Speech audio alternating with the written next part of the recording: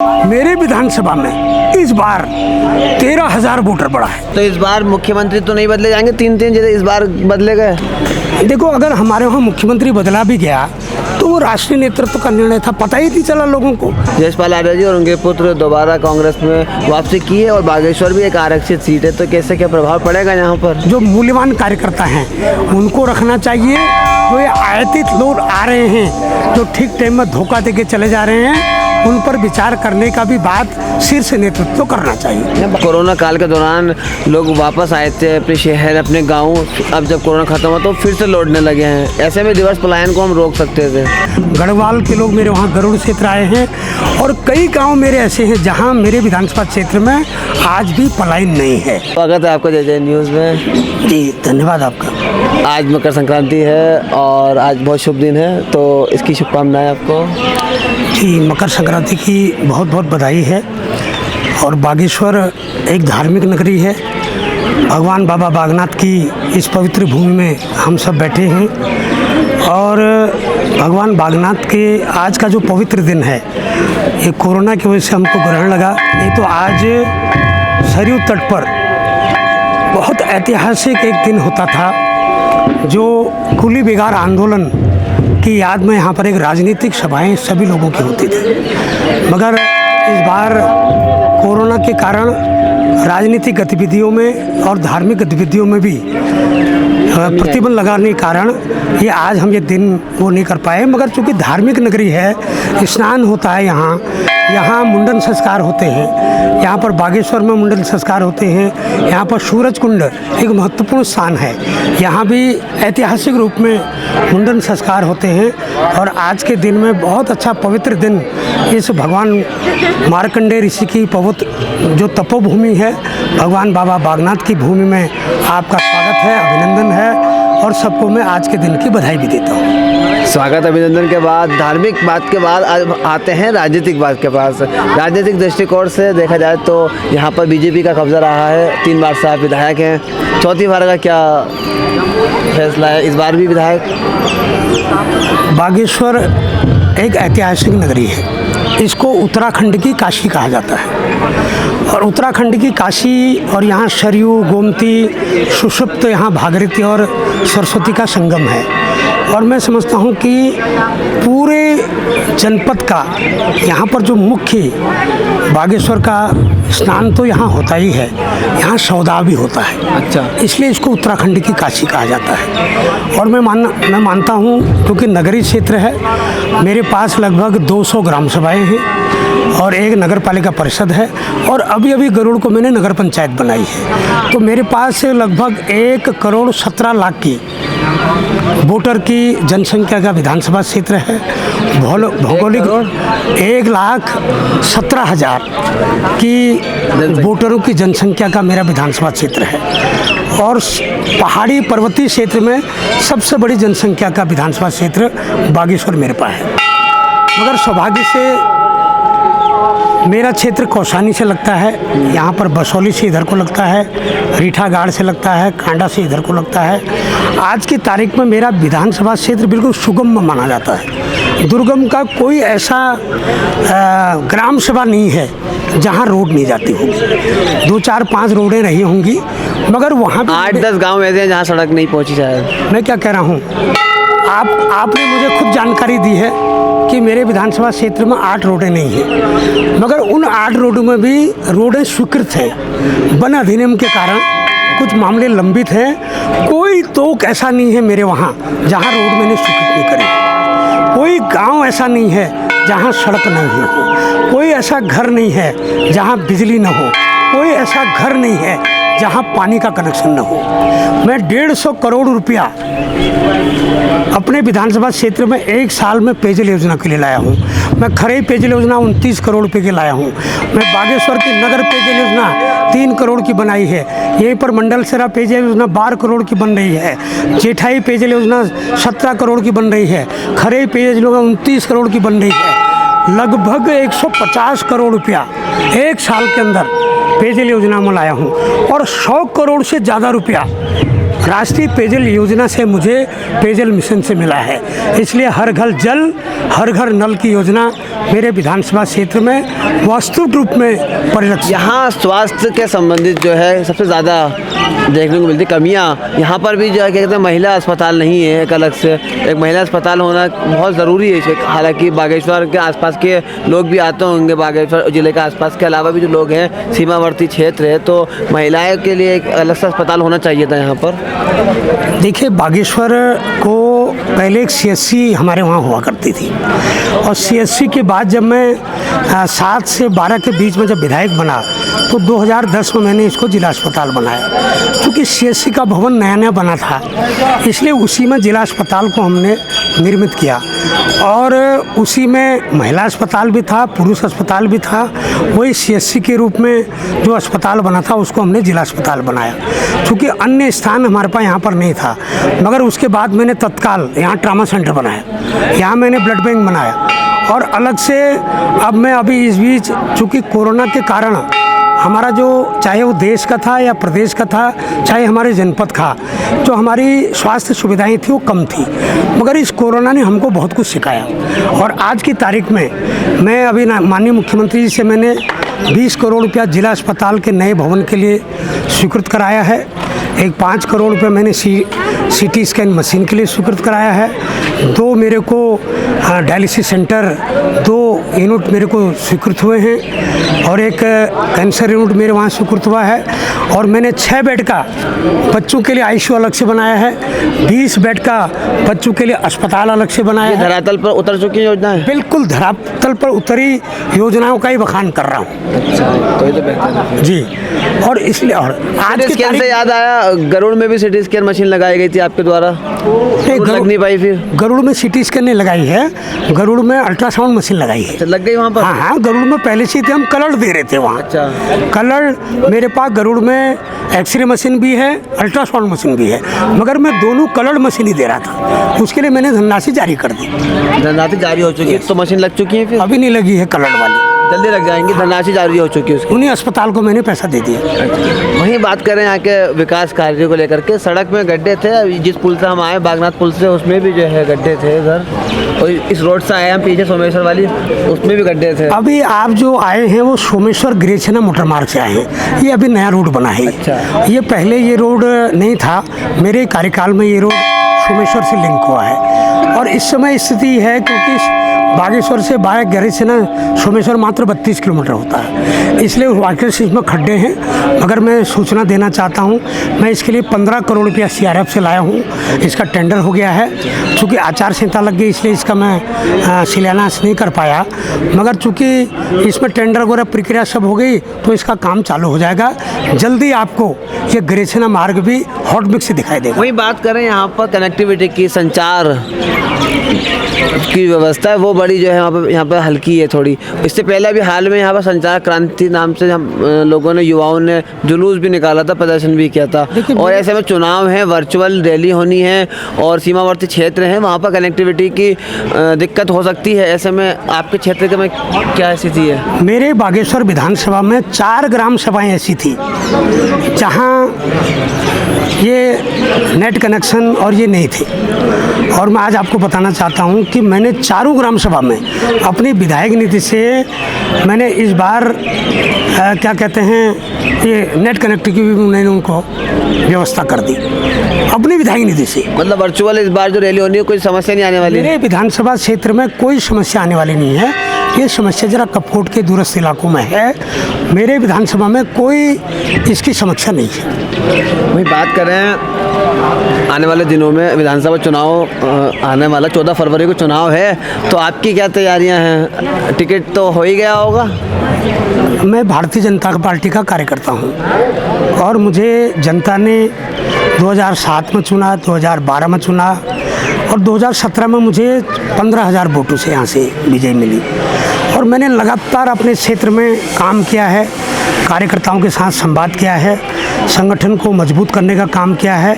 मुझ पर आज तक 1 रुपये का भ्रष्टाचार का आरोप नहीं है। मैंने अपने पर एक उंगली के बराबर दाग लगने का कोई कारण नहीं दिया लोगों को। इसलिए हमारा संगठन, हमारा नेतृत्व विचार करता है।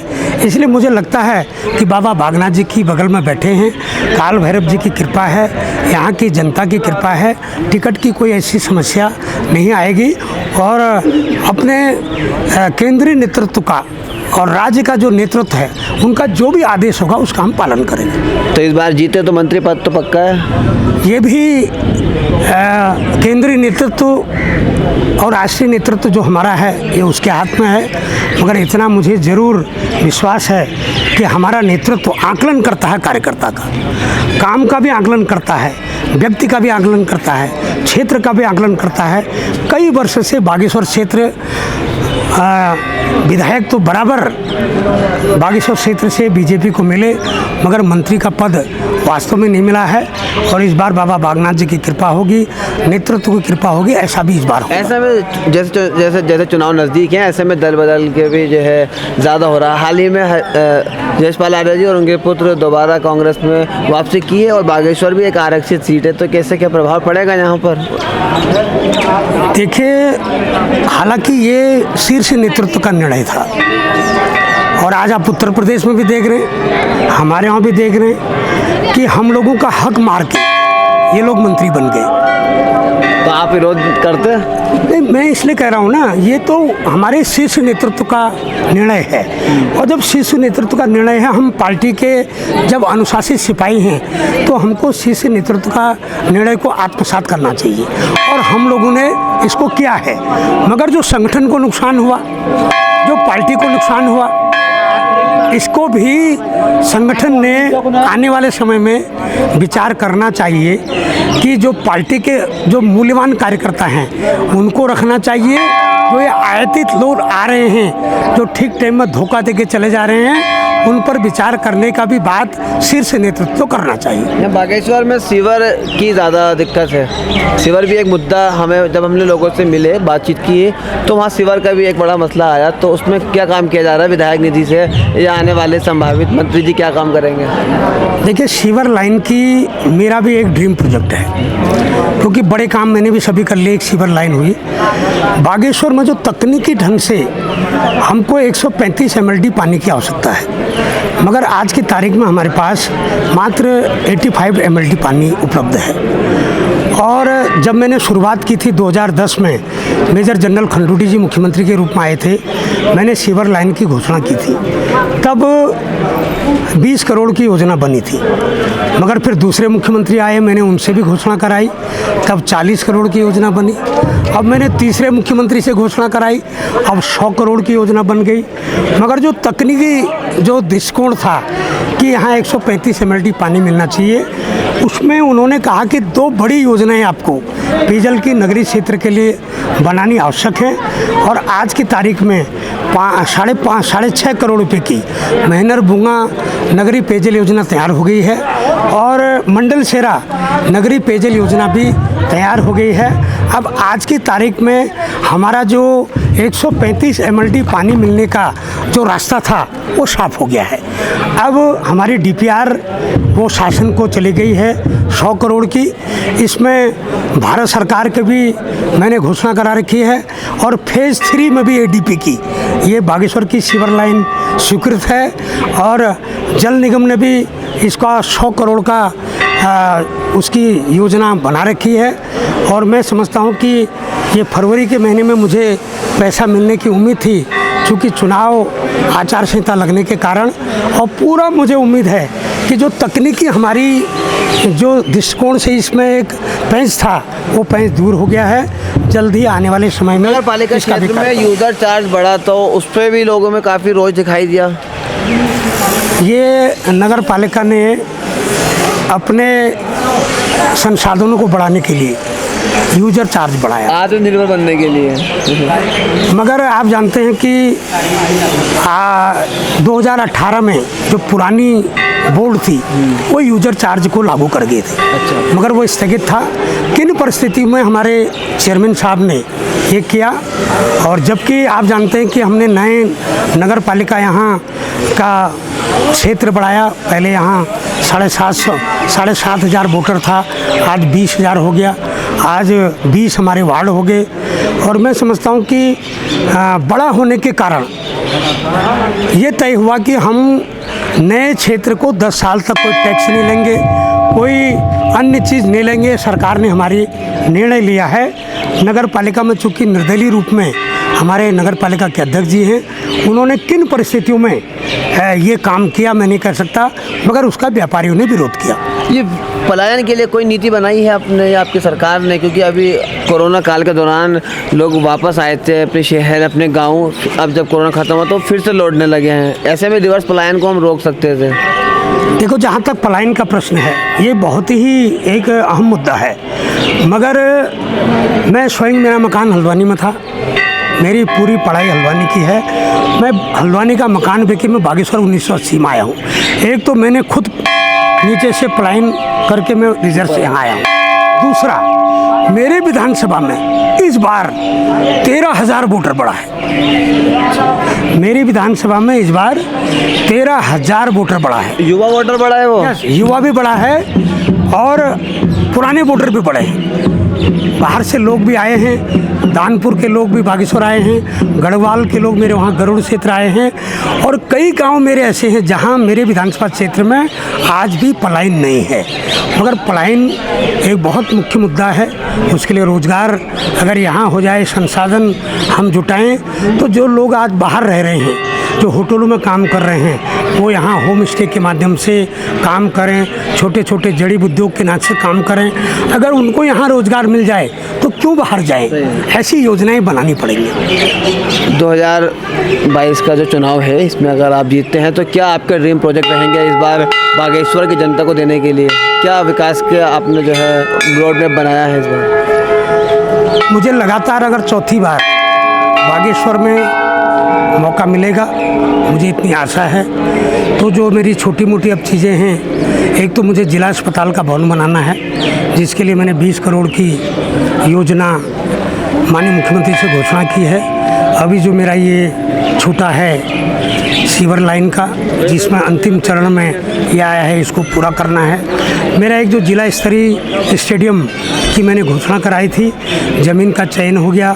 भारत सरकार से इस समय मैं सैद्धांतिक स्वीकृति ले आया हूँ, और 40 करोड़ रुपया जो एनपीबी है, वो एनपीबी की धनराशि मैंने जमा कर दी है।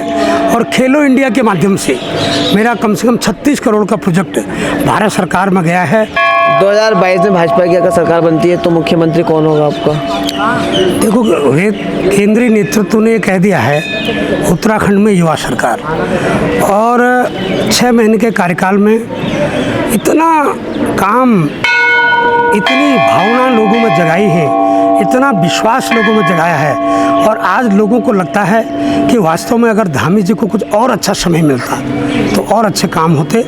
इसलिए जो उन्होंने विश्वास जगाया है लोगों में, युवाओं में, प्रदेश में, महिला शक्ति में, जो ये विश्वास जगाया है, वृद्धावस्था पेंशन बढ़ाई है, विकलांग पेंशन बढ़ाई है, विधवा पेंशन बढ़ाया है, अपने पीआरडी लोगों के पेंशन बढ़ाई है, अपने भोजन माताओं का वेतन बढ़ाया है, आशा कार्यकर्ताओं का वेतन बढ़ाया है। विपक्ष का कहना ये आखिरी चुनाव के आखिरी साल में, आखिरी के महीनों में इसमें घोषणाएं होती हैं। देखो, उन्होंने घोषणाएं नहीं करी, शासनादेश भी जारी करेंगे। घोषणाएं तो बहुत करते हैं लोग, मगर अपने मुख्यमंत्री जी ने जो घोषणाएं की, उनका शासनादेश भी हुआ, वो लागू भी हुए हैं। इसलिए युवा नेतृत्व आदरणीय पुष्कर सिंह धामी जी के नेतृत्व में ही उत्तराखंड में हमारा चुनाव भी होगा, अगली सरकार भी बनेगी, ऐसा मुझे विश्वास है। इस बार प्रचंड सरकार बन रही है भाजपा की?